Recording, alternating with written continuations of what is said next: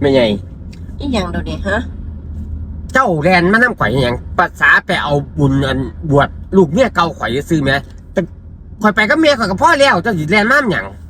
มันก็แต่งให้แม่ไปกับมึงด้วยล่ะ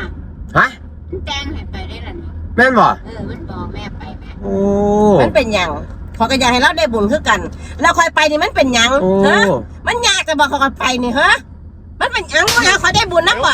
ได้ขอเกินหัวใจอีกบ่ฮะยายนะพ่อคอยบ่อยากพ่อกับบ้าน2 คนบ่เจ้านี่สมองเจ้านี่มันเกินไปแล้วเด้อฮะ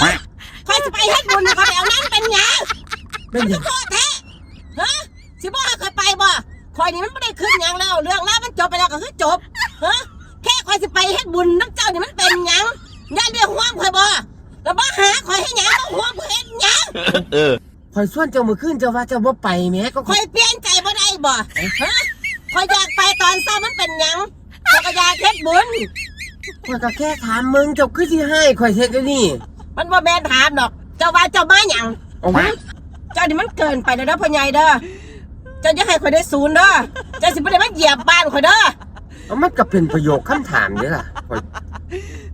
ย่าจะไปเฮ็ดบุญเฮ็ดหยังจะมาหาทางอะไรเถาะไปแล้วก็แล้วไปคอยคืนรถแล้วก็แล้วดีใจยิ้มรถเปียงฮะสิมาถามมาสองมาใส่ยังกระเดือกระดอแท้ก็ว่าเจ้าบ่มาเนาะมันขึ้นจะสิมาหยังซ้ำว่าน้ำอันเจ้าแต่งแม่ข่อยมาพร้อมบ่เดี๋ยวนี้เอาพอกันอยากส่วนเราก็ได้บุญน้ำกันนั่นล่ะมันเป็นหยังกันล่ะเราคือกันมวลบ่